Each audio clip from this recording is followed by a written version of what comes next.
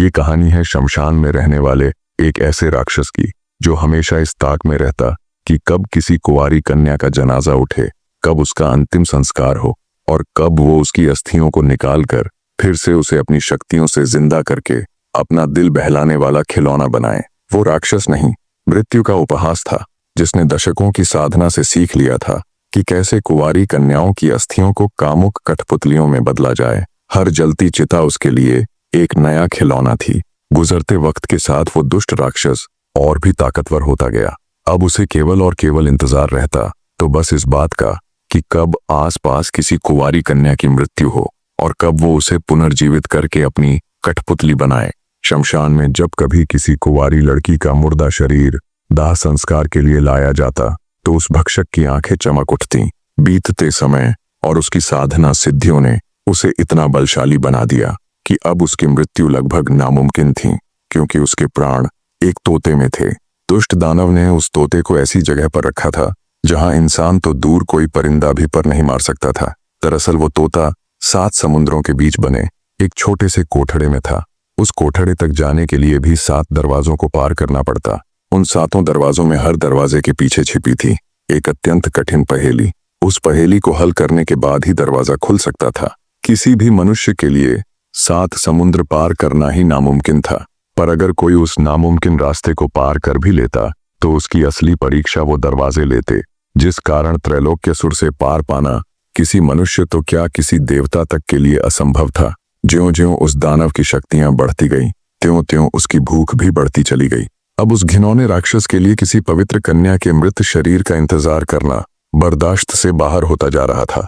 वक्त बीतता गया, दिन निकलते गए, धीरे धीरे दिन महीनों में तब्दील हो गए। बढ़ते समय के साथ त्रैलोक्यसुर की बेचैनी और उसके सब्र का बांध टूटता जा रहा था। फिर एक दिन वो हुआ जो कभी नहीं होना चाहिए था। त्रैलोक्यसुर अपनी प्रतिज्ञा की बेड़ियां तोड़कर किसी जीती जागती पवित्र कन्या की खोज में निकल पड़ा। जल्दी ही उसकी ये खोज समाप्त भी हो गई, जब उसे पास के ही गांव से दिन ढलने के बाद घर से निकली एक कुंवारी लड़की मिल गई, जो उस भक्षक का शिकार बन गई।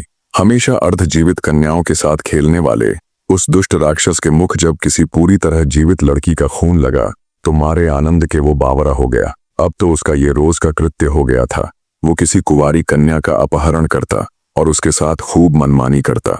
जब उसका उससे दिल भर जाता तो उसे भी अपनी पुरानी कठपुतलियों के साथ छोड़ देता, मानो वो जीती जागती लड़कियां ना होकर उसका कोई संग्रहालय हो। कुंवारी लड़कियों को अपनी कठपुतलियां बनाकर उनके साथ खेलने से उस दुष्ट दानव को असीम आनंद की प्राप्ति होती। पर जब जब धरती पर बुराई ने अपनी सीमा को लांघने की कोशिश की है, तब तब उसे खत्म करने के लिए अच्छाई ने जन्म लिया है। जब पहली बार उस दुष्ट राक्षस ने किसी जीवित लड़की का रक्त चखा, ठीक उसी रात दूर कहीं अरण्यपुर नामक राज्य के राजमहल में दर्दनाक चीख के साथ एक दासी ने बड़ी ही विचित्र कन्या को जन्म दिया। एक ऐसी नवजात कन्या जिसके चेहरे पर सूर्य सा तेज, आंखों में ज्वाला सी चमक और शरीर पर देवों के देव महादेव के शस्त्र यानी त्रिशूल का चिन्ह था। उसकी ये विशेषताएं उस दिव्य बालिका को किसी भी साधारण कन्या से अलग बना रही थीं। संयोगवश कुछ देर बाद ही उसी राजमहल में एक और कन्या ने जन्म लिया, पर इस बार फर्क ये था कि जन्म देने वाली दासी नहीं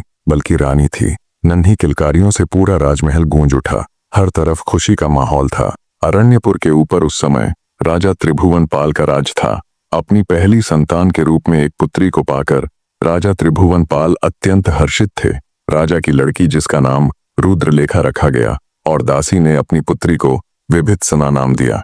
धीरे धीरे समय अपनी गति के साथ बीतने लगा। दोनों लड़कियां बड़ी होने लगीं। हमेशा साथ रहने और हमउम्र होने के कारण राजपुत्री और दासपुत्री दोनों में गहरी मित्रता हो गई। राजा त्रिभुवन पाल लड़कियों को भी लड़के जैसा ही सम्मान देते थे, अतएव उन्होंने अपनी पुत्री की शिक्षा एक लड़के की ही तरह करवानी शुरू कर दी। राजकुमारी की घनिष्ठ होने के कारण विभित्सना की शिक्षा भी उसी के साथ होने लगी। सब कुछ ठीक चल रहा था, तभी एक दिन अचानक राजा की पत्नी मृत्यु को प्राप्त हो गई। पूरे राजमहल में शोक की लहर दौड़ गई। राजा त्रिभुवन पाल का बुरा हाल था। अब चूंकि राजकुमारी रुद्रलेखा भी 7 साल की हो चली थी, तो उन्हें भी सब कुछ अच्छे से समझ आ रहा था। वो बेचारी भी माँ माँ पुकारते हुए रोए जा रही थी। विभित्सना ने किसी तरह राजकुमारी को समझाया। धीरे धीरे वक्त गुजरा तो दुख के बादल भी हटने लगे। राजा त्रिभुवनपाल ने फिर से अपनी इकलौती पुत्री को शिक्षा ग्रहण करने के लिए वापस गुरुजी के आश्रम भेज दिया। समय गुजरा, पर अब भी राजा हमेशा अपनी दिवंगत रानी के बारे में ही सोचता रहता। एक दिन मंत्रियों की सलाह से राजा एक वार्षिक सम्मेलन में गया, जहां दूर दराज के सभी राजा एकत्रित होते थे। उस समारोह में पास के ही राज्य से राजा त्रिलोचन सिंह भी अपनी पुत्री राजकुमारी त्रिलोचना के संग आया हुआ था। राजकुमारी त्रिलोचना ने जब उस समारोह में राजा त्रिभुवनपाल को देखा तो वो उस पर मोहित हो गई। वार्षिक उत्सव खत्म होने पर जब वे घर आए तो राजकुमारी ने अपने पिता से राजा त्रिभुवनपाल के बारे में पूछा और कहा कि वो उससे विवाह करना चाहती है। राजा को जब अपनी पुत्री की इच्छा का पता चला तो उसने तुरंत एक हरकारे को विवाह प्रस्ताव संदेश के साथ राजा त्रिभुवनपाल के यहाँ भेज दिया। पड़ोसी राज्य से यूं विवाह प्रस्ताव आया देख राजा त्रिभुवनपाल असमंजस में पड़ गया। रानी के दिवंगत हुए अभी बहुत समय नहीं हुआ था, जिस कारण उनका दूसरी शादी करने का कोई विचार नहीं था। फिर भी उन्होंने जब इस बारे में अपने मंत्रियों से सलाह मशवरा किया तो उन्होंने कहा, महाराज, आपको इस विवाह प्रस्ताव को स्वीकार कर लेना चाहिए, अन्यथा राजा त्रिलोचन सिंह नाराज होकर कहीं हम पर आक्रमण न कर दे। उनके पास हमसे कहीं अधिक सेना और शस्त्र बल है। राजा त्रिलोचन सिंह के साथ जुड़ने से हमें राजनीतिक फायदे के साथ साथ भरपूर ताकत भी मिलेगी। और महाराज, कब तक आप महारानी जी के ही शोक में डूबे रहेंगे? नई रानी आने से आपका ध्यान भी बदली हो जाएगा। मंत्रियों की सलाह और अच्छे से सोचने विचारने के बाद अंततः राजा त्रिभुवनपाल ने उस विवाह प्रस्ताव को स्वीकार कर लिया। जल्द ही राजा त्रिभुवनपाल की शादी राजकुमारी त्रिलोचना के साथ हो गई। कुछ समय पश्चात ही रानी त्रिलोचना ने गर्भ धारण कर लिया और तय समय पर राजा को रानी त्रिलोचना से एक पुत्र की प्राप्ति हुई। उधर राजकुमारी रुद्रलेखा और विभित्सना भी अपने जीवन के 10वें वर्ष में प्रवेश कर चुकी थी। आश्रम में उन दोनों की शिक्षा पूरे जोरों शोरों के साथ चल रही थी। राजकुमारी रुद्रलेखा की हर विषय में अच्छी पकड़ थी, पर विभित्सना की बात ही कुछ अलग थी। केवल 10 वर्ष की आयु में उसकी बुद्धि ऐसी कि चाणक्य को भी परास्त कर दे। हर श्लोक, हर वेद उसे कंठस्थ था। जितनी योग्य वो शास्त्र विद्या यानी ज्ञान, तर्क, भाषा, नीति, धर्म, गणित, विज्ञान, इतिहास, कला आदि में थी, उससे कई गुना अधिक वो शस्त्र विद्या यानी तलवारबाजी, धनुर्विद्या, गदा युद्ध, भाला युद्ध, मलखंभ और आत्मरक्षा में थी। जब वो तलवार चलाती तो प्रतीत होता जैसे आग में नहाई बिजली हो।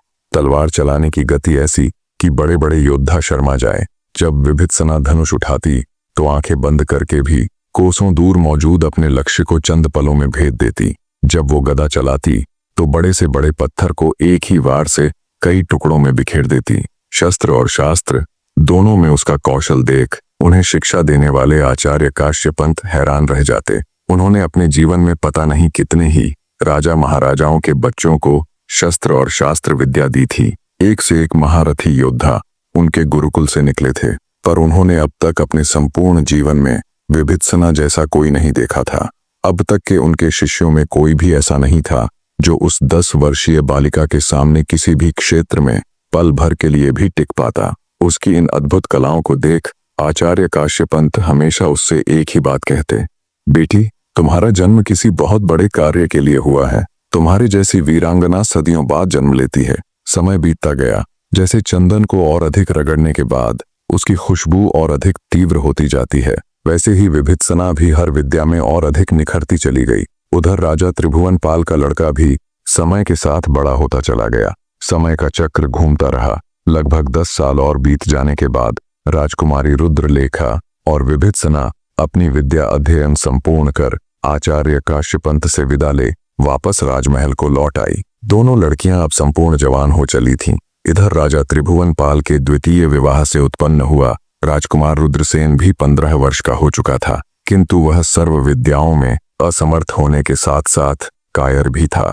ऐसा अयोग्य पुत्र पाकर राजा त्रिभुवनपाल हमेशा दुखी रहने लगे और जल्दी ही उन्हें अनेकों छोटी बड़ी बीमारियों ने घेर लिया। अपने अंतिम समय को नजदीक देख राजा ने अपने दोनों बच्चों राजकुमारी रुद्रलेखा और राजकुमार रुद्रसेन में से उनके गुणों के आधार पर राजकुमारी रुद्रलेखा को अपना उत्तराधिकारी चुना। राजकुमारी को चुनने के कुछ समय बाद ही राजा ने अंतिम सांस ली। राजा की मृत्यु उपरांत पूरे राजमहल में घोर सन्नाटा पसर गया। पिता की मृत्यु से आहत राजकुमारी रुद्रलेखा का बुरा हाल था। दूसरी तरफ महारानी त्रिलोचना का भी वही हाल था, पर उसके दुख का कारण राजा की मृत्यु नहीं बल्कि उसके पुत्र को उत्तराधिकारी न चुनना था। उसके मन में दिनों दिन राजकुमारी रुद्रलेखा के प्रति द्वेष भावना बढ़ती गई। गद्दी पर बैठते ही राजकुमारी रुद्रलेखा ने अपनी प्रिय सखी विभित्सना को राज्य का महासेनापति नियुक्त कर दिया। राजकुमारी का प्रत्येक निर्णय, यहाँ तक कि छोटे से छोटा कार्य भी विभित्सना की समझदारी भरी सलाह के बिना मुकम्मल नहीं होता था। विभित्सना भी सदैव उनकी छाया बनकर उनके साथ रहती। सब कुछ ठीक चल रहा था और समय का चक्र भी अपनी गति के साथ घूम रहा था। राजकुमार रुद्रसेन अब पूर्ण युवावस्था को प्राप्त हो चुका था। उसका हृदय भी अपनी माता के समान ही इस कटु सत्य को स्वीकार नहीं कर पा रहा था कि उसके पिता ने उसे उपेक्षित क्यों किया। हर रोज वो राजकुमारी रुद्रलेखा को सिंहासन से हटाने की कोई नई युक्ति सोचता रहता। राज्य में वो उस जहरीले सांप के समान बन गया था जो अपने शिकार के लिए नए नए मार्ग ढूंढता रहता है। महासेनापति विभित्सना की तीक्ष्ण बुद्धि इस सत्य को पहले ही भांप चुकी थी कि राजकुमारी के सौतेले भ्राता रुद्रसेन और उसकी माता त्रिलोचना के हृदय में राजकुमारी के लिए केवल और केवल द्वेष भरा है। प्रतिशोध की धधकती अग्नि में अंधे सौतेले भाई ने एक दिन अपनी बहन को सबक सिखाने का निश्चय किया। उसने निश्चय किया कि चाहे उसे किसी भी हद तक गिरना पड़े, चाहे कुछ भी करना पड़े, वो करेगा। दिवंगत पिता ने बेशक उसकी बहन को योग्य मानते हुए उसे अपना उत्तराधिकारी बना दिया, पर अब वो अन्याय और अपमान के इस विष को और नहीं पिएगा। उसने अपनी बहन को सिंहासन से हटाने के लिए राजा कालखंड के पास जाने का निश्चय किया। राजा कालखंड अपने नाम के जैसे ही अपनी दरिंदगी के लिए प्रसिद्ध था। वो इतना दुष्ट राजा था कि जिस भी राज्य पर हमला करता, न केवल उस राज्य पर अपना आधिपत्य घोषित करता, बल्कि उस राज्य की खूबसूरत स्त्रियों को चुनकर अपनी मनमानी करने के लिए उन्हें अपना गुलाम बना लेता। समस्त भारतवर्ष में उस समय कालखंड जितना दुष्ट और ताकतवर राजा दूसरा कोई भी न था। युद्ध करना तो दूर की बात, अन्य राजा उसका नाम सुनते ही मारे भय के कांपने लग जाते थे। राजकुमार रुद्रसेन अपनी सौतेली बहन रुद्रलेखा को सबक सिखाने के लिए सीधा राजा कालखंड के राज्य में पहुंच जाता है और द्वार पर मौजूद प्रहरियों से कहता है कि वो अरण्यपुर राज्य से आया राजकुमार है जो राजा महाराज के लिए एक खास प्रस्ताव लाया है। प्रहरियों ने जब अपने राजा को इस बारे में सूचित किया तो उन्होंने तुरंत राजकुमार को उसके सामने पेश करने का हुक्म दिया।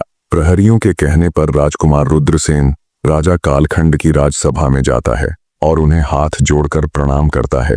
राजा कालखंड बोले, कहो राजकुमार, क्या प्रस्ताव लाए हो? तब राजकुमार रुद्रसेन कहता है, महाराज, मैं अरण्यपुर का राजकुमार हूँ। मैं वहां के सारे भेद जानता हूँ। मेरे पिता ने मेरे साथ धोखा करके मेरी सौतेली बहन को राजगद्दी पर बैठा दिया। अगर आपने मेरा साथ दिया और मेरी सौतेली बहन को रास्ते से हटाने में मेरी मदद की तो मैं आपको जितना धन आप चाहोगे उतना अदा करूंगा।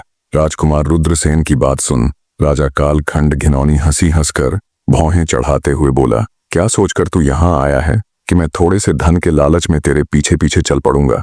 राजा कालखंड की बात सुन राजकुमार रुद्रसेन थोड़ा घबराया और फिर अपने आप को संभालते हुए सोच विचार कर बोला, क्षमा करें महाराज, अगर मेरे मुंह से कुछ ऐसा निकल गया हो जिससे आप आहत हुए। मैं अपने राज्य के सारे भेद जानता हूँ। मैं आपकी अरण्यपुर राज्य को जीतने में मदद करूंगा और सदैव आपके अधीन रहकर शासन करते हुए आपके मनचाहे मूल्य का वार्षिक कर अदा करूंगा। राजकुमार रुद्रसेन की बात सुन कुछ सोचते हुए राजा कालखंड बोला, मैं तुम्हारी मदद करने के लिए तैयार हूँ, पर मेरी एक शर्त है। सुना है तेरी बहन रुद्रलेखा अद्भुत सौंदर्य की जीती जागती प्रतिमूर्ति है। अगर मुझे वो पसंद आई तो मैं उसे सदा के लिए अपनी दासी बना लूंगा। सत्ता के लालच में अंधा हो चुका राजकुमार बिना एक भी पल विलंब किए बोला, मुझे मंजूर है महाराज। राजकुमार की बात सुन राजा कालखंड के चेहरे पर घिनौनी मुस्कान आ जाती है। वो बोले, ठीक है राजकुमार, आप लंबे सफर से आए हैं, थक गए होंगे, अभी आराम कीजिए। कल हम अपनी सेना के साथ अरण्यपुर पर चढ़ाई करेंगे। दुष्ट राजा की बात सुन राजकुमार रुद्रसेन खुशी खुशी विश्राम गृह में चला गया। अगले दिन सुबह सुबह ही राजा कालखंड अपनी भारी भरकम विशालकाय सेना को ले राजकुमार रुद्रसेन के साथ अरण्यपुर की ओर चल पड़ा। उधर राजमहल में महासेनापति विभित्सना को अपने एक गुप्तचर के द्वारा जब इस पूरी साजिश का पता चला तो वो दंग रह गई। उसको राजकुमार रुद्रसेन और उसकी मां त्रिलोचना पर शक तो पहले से ही था कि वे राजकुमारी रुद्रलेखा का कुछ भी अनिष्ट कर सकते हैं, पर वो सपने में भी नहीं सोच सकती थी कि सत्ता के लालच में राजकुमार रुद्रसेन इतना गिर जाएगा कि अपनी बहन तक का सौदा उस दुष्ट राजा के साथ कर लेगा। सौतेली ही सही, पर थी तो राजकुमारी आखिरकार उसकी बहन ही। ये सब सोचते सोचते उसकी आंखों में ज्वाला धधकने लगी। राजकुमारी रुद्रलेखा को इस पूरे वाक्य के बारे में बिना अवगत करवाए वो अकेली ही अपने घोड़े पर सवार हो खोलते खून के साथ राजा कालखंड की तरफ बढ़ने लगी। हवा से बातें करते हुए अपने अश्व की बदौलत वो कुछ ही देर में राजा कालखंड और उसकी विशाल सेना के सामने जा डटी। राजा कालखंड ने बीच रास्ते में जब एक अकेली लड़की को यूं अपने सामने खड़े देखा तो पल भर के लिए उसकी रगों में भी अजीब से भय की सनसनी दौड़ गई। उन्होंने जब राजकुमार रुद्रसेन से उसके बारे में पूछा तो वो बोला, महाराज ये विभित्सना है, मेरी बहन की सखी। इसे ही मेरी बहन ने अरण्यपुर राज्य की महासेनापति नियुक्त किया हुआ है। राजकुमार रुद्र की बात सुन घिनौनी हंसी हंसता हुआ राजा कालखंड बोला, इसकी मृत्यु इसे यहाँ खींच लाई। राजा कालखंड आगे कुछ कहता उससे पहले ही विभित्सना दहाड़ती हुई बोली, पापी राजा, मेरी नहीं बल्कि तेरी मृत्यु ने आज तुझे यहाँ मेरे सामने ला खड़ा किया है। दुष्ट मनुष्य, आज तक पता नहीं तूने कितनी ही अबला नारियों की अस्मत लूटी है, कितने घर उजाड़े हैं। आज तेरे उन सभी पापों का अंत तेरी मृत्यु के साथ हो जाएगा। जैसे ही विभित्सना के ये शब्द हवा में गूंजे, क्षण भर के लिए पूरा मैदान मौन रह गया। सन्नाटे को तोड़ते हुए राजा कालखंड ने चीख कर आदेश दिया, कुचल दो इस 2 कोड़ी की सेनापति को। राजा का आदेश मिलते ही हजारों सैनिक भाले, तलवार और गदा लेकर विभित्सना की तरफ दौड़े। आंखों में दहकते अंगारों सी अग्नि लिए फुर्ती के साथ विभित्सना भी उनकी तरफ दौड़ पड़ी। वीडियो को बीच में रोककर आप सबको एक खुशखबरी देना चाहता हूं। मैंने उन सब भाइयों के लिए एक ट्यूटोरियल वीडियो बनाई है जो मेरे जैसी वीडियो बनाना चाहते हैं, जिसमें बताया गया है कि आप कैसे एआई द्वारा मोनेटाइज होने वाला कंटेंट बना सकते हैं, कैसे आप सब भी मेरी तरह वीडियो बनाना सीख सकते हैं। बस उसके लिए आपको चैनल ज्वाइन करना पड़ेगा। जैसे ही आप मेंबर बन जाओगे आपको सभी ट्यूटोरियल वीडियो दिखने लग जाएगी। उस घिनौने राजा और उसकी भारी भरकम विशालकाय सेना से विभित्सना अकेली ही भिड़ गई। उसका हर वार कड़कती बिजली, हर चाल वज्र का प्रहार और हर हुंकार रणचंडी का जय घोष प्रतीत हो रहा था। कुछ ही क्षणों में विभित्सना ने राजा कालखंड की सेना की धज्जियां उड़ाकर रख दी। उसके वार इतने तेज थे कि तलवारें टूट जाती, ढालें फट जाती। मैदान में हर तरफ रक्त और सिपाहियों की लाशों का अंबार लगने लगा। अपने सामने साक्षात मृत्यु देख राजा कालखंड के बचे खुचे सिपाही मारे भय के भाग खड़े हुए। अनगिनत लाशों के बीच राजा कालखंड ठगा सा निशब्द खड़ा था। उसे यकीन ही नहीं हो रहा था कि कुछ पल पहले तक अभेद्य दीवार जैसी खड़ी उसकी विशाल सेना यूं एक अकेली स्त्री के हाथों पल भर में ढेर हो जाएगी। भय की लहर उसके पूरे शरीर में करंट बन दौड़ रही थी। जब वज्र सी चाल में विभित्सना उसके पास आई तो उसे इतने समीप देखकर राजा कालखंड का कलेजा कांप उठा। वह दुर्गा सी रणचंडी जब उसकी आंखों के सामने खड़ी हुई तो उसका गला सूख गया। ऊपर का सांस ऊपर, नीचे का नीचे ही अटका रह गया। कुछ क्षण पहले जो दुष्ट राजा अकेली विभित्सना को देख उसका उपहास उड़ा रहा था, अब खून के छींटों से सने उसके चेहरे और दहकते अंगारों सी उसकी आंखों में राजा कालखंड को अपनी मौत नजर आ रही थी। उसकी इतनी भी हिम्मत नहीं हो रही थी कि वो तलवार उठाकर उसके साथ युद्ध करे। सूखे हुए गले के साथ मौत के भय से राजा कालखंड हाथ जोड़कर घुटनों पर बैठ गया। विभित्सना ने बिना किसी दया भावना के, बिना एक भी शब्द बोले उस दुष्ट राजा की गर्दन धड़ से अलग कर दी। विभित्सना के हाथों में वो खून से नहाई नंगी तलवार और मुख पर लगे शत्रुओं के खून के छींटे उसे साक्षात मां दुर्गा का अवतार दिखा रहे थे। जब विभित्सना की नजर मारे भय के भागते उस कायर राजकुमार के ऊपर गई तो वो तेजी से उसकी तरफ लपकी और उसे अपना बंदी बना लिया। बंदी राजकुमार को लेकर जब उसने राज्य में प्रवेश किया तो हर कोई स्तब्ध सा खड़ा बस उन्हें ही देखे जा रहा था। जब विभित्सना ने राजकुमारी के उस धोखेबाज कायर भाई को उसके समक्ष पेश किया और पूरी दास्तान सुनाई तो राजकुमारी रुद्रलेखा भी दंग रह गई। उसे विश्वास ही नहीं हो रहा था कि उसका सौतेला भाई ऐसा कर सकता है। उसे अपनी महासेनापति पर फक्र हो रहा था कि उस अकेली ने इतने खूंखार राजा और उसकी विशालकाय सेना का संहार कर दिया, पर वे सब आने वाले खतरे से बिल्कुल अनजान थे।